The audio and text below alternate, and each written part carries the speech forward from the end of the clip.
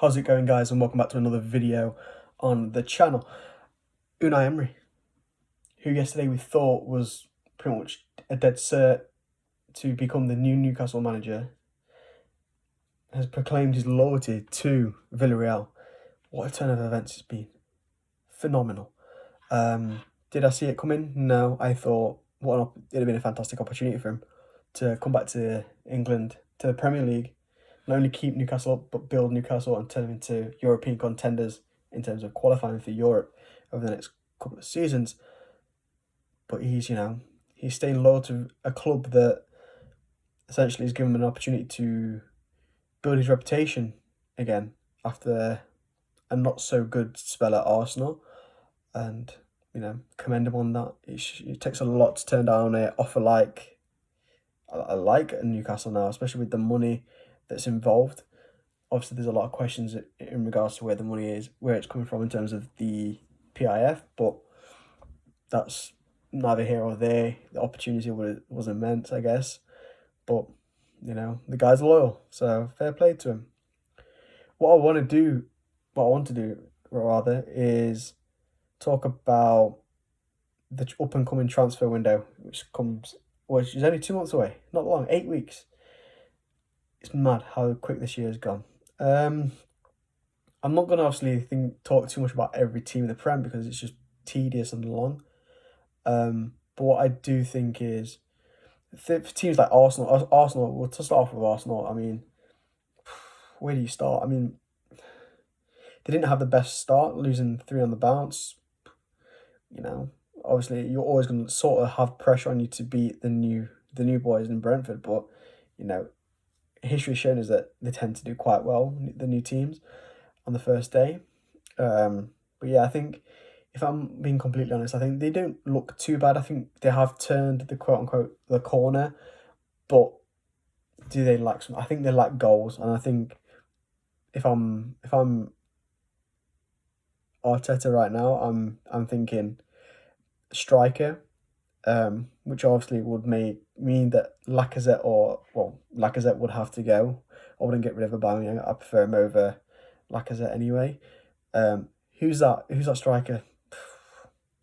Who knows? I mean, we know that Arsenal's owners don't put their hands in the pockets, so I don't know. But I don't know. Who do you think? Leave a comment. I mean, I can't see a striker, a Premier League striker anyway, going to Arsenal. I don't think they really are desperate for a striker, but Aubameyang will be leaving soon, I should imagine. His contract's up soon, I think. So they probably want an out-and-out striker. Obviously got guys like Saka's coming up, he'll be a phenomenal talent, but for the now, or in the next couple of years, there's still going to need a out-and-out striker, a proven striker. But yeah, I don't think they're going to get a high-profile striker now.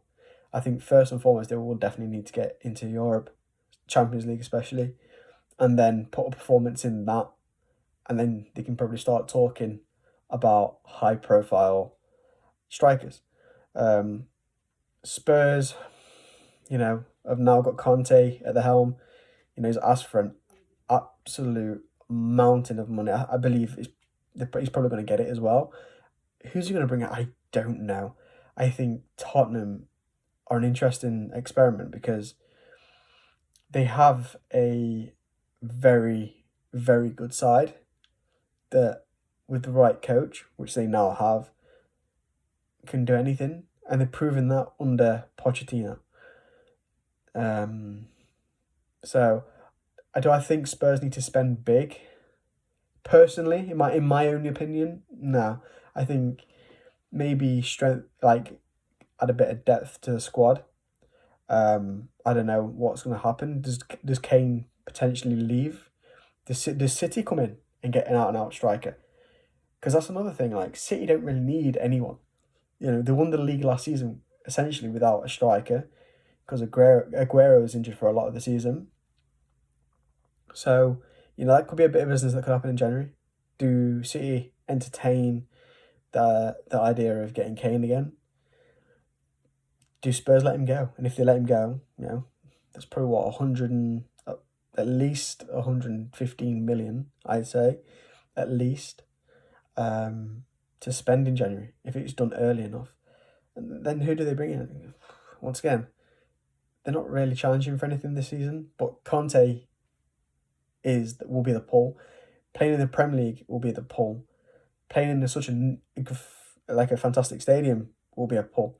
It's just the competitions in which they're competing at the minute. Obviously, they're playing in the European Conference League or whatever it's called.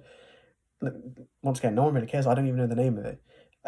So we'll have to see. I mean, if Spurs sell Kane in January, I think they can still bring a big name in, but they definitely won't bring them in from the Prem. It'll be a player from overseas.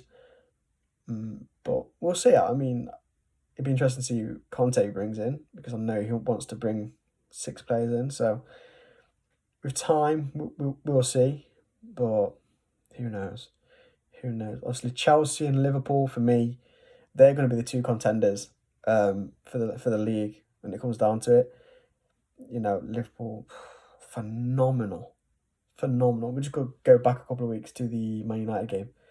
They looked phenomenal. To turn up to Old Trafford and toy with Man United like they did, something different. Salah is phenomenal. Same with Chelsea, really. I mean, obviously, Werner and Lukaku are out at the minute, so we haven't really got an out striker. So we're very similar to City in a way that they've proven past few weeks that they don't need an out striker. So is that an area that they strengthen in? Maybe, but who? That's the question. Is we don't really know who.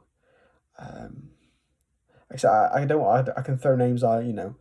Haaland, Lewandowski, Benzema, whatever. But realistically, for strikers, it's a very vague market at the moment, and it's a shame, really, because I'd love to be throwing names out you want to get a Benzema in the team or whatever, but you want someone that's proven in the Premier League.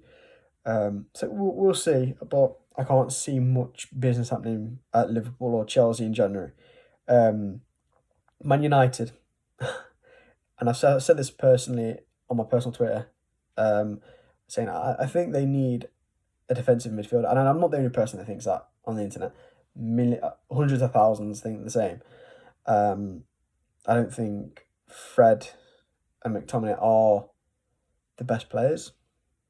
I think give Van de Beek a run. I think he's a phenomenal player. I thought he looked immense at Ajax. Does that translate over to the Prem? Well, I don't know, because he's hardly played. Solskjaer's not used him at all, really. He gets a few minutes here and there, but I think he's the difference. And he should be the difference. But we'll never know, because I feel like Solskjaer definitely favours Fred and McTominay for whatever reason. But who do they bring in if they don't play Van de Beek? I mean, there's players out there.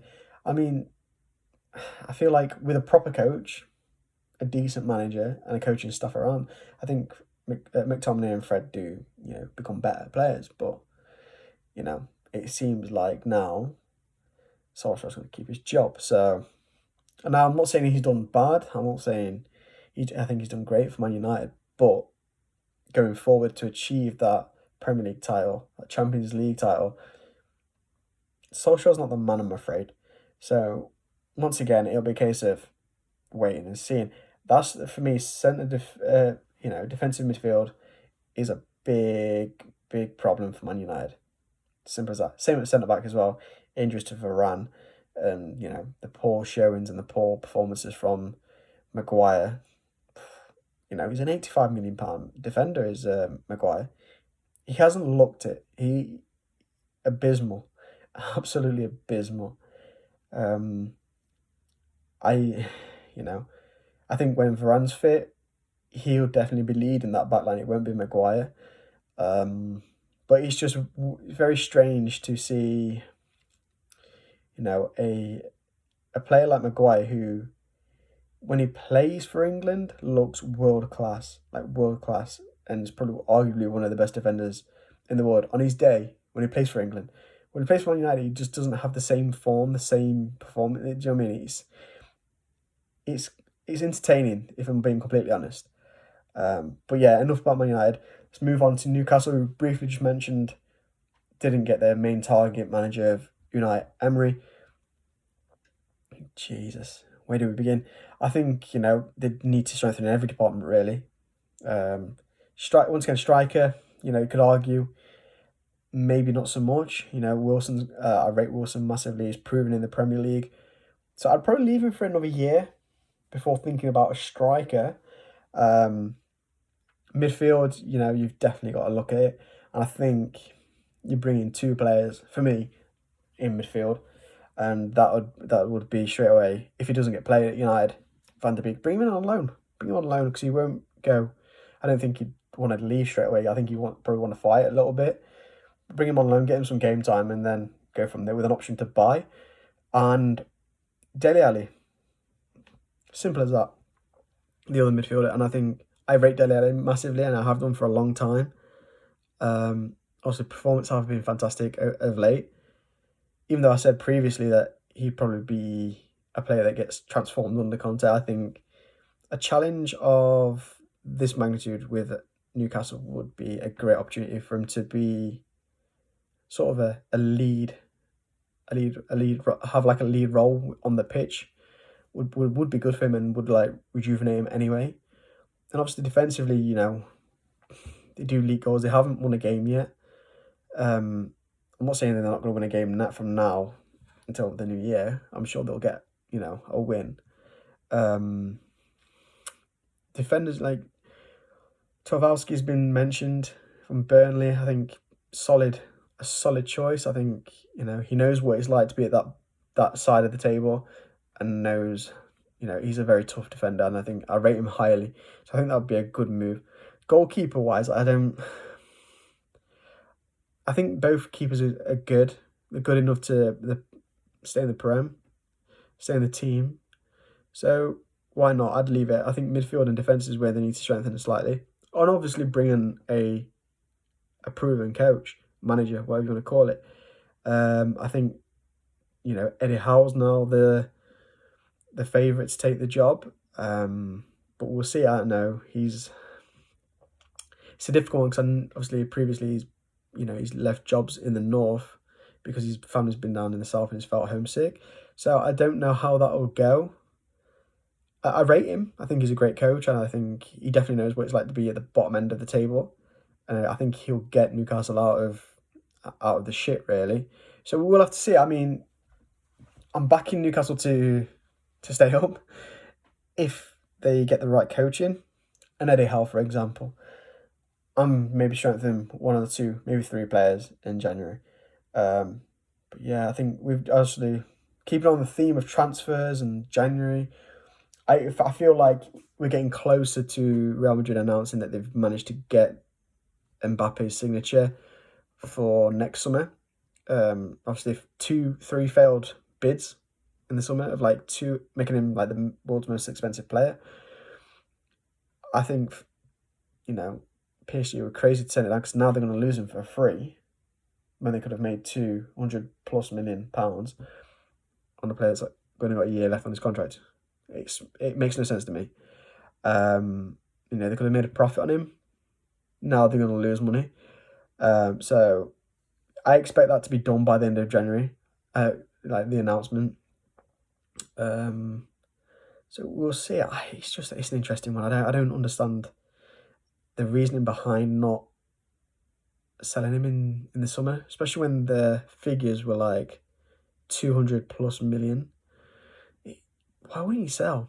Like, he's not been a key. He's a key player. He's a fantastic player. He's the future. But,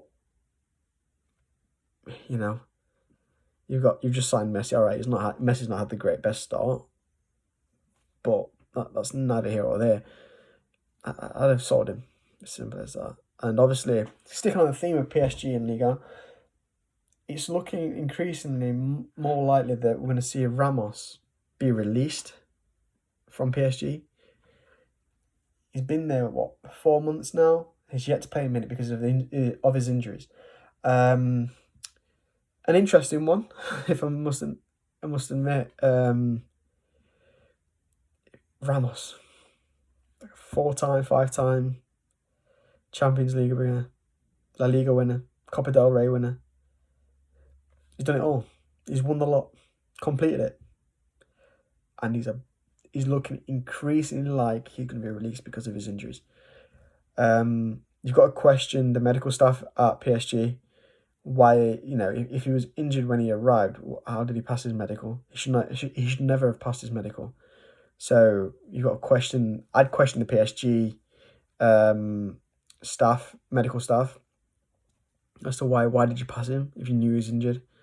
That could be another interesting one. If he gets released now, gets fit, stays fit throughout the rest of this part of the season, or this year really, 2021, we could see him get an incredible free transfer somewhere else. Who knows? He could end up in the Premier League. End up in the Premier League, which I'd love because I rate him myself. I think even at his age now, he can still do bits. We've seen it in the past 2 seasons. He's still very much capable of being a world-class defender. It's as simple as that. But yeah, I wouldn't say I've given who I definitely think each team should buy. I just think it's more. I was just trying to get across that these are the areas I think these teams should improve. Let me know what you think. Who you think teams should buy in January. And yeah, don't forget to like the video, click subscribe because it helps massively. And yeah, I'll see you on the next one.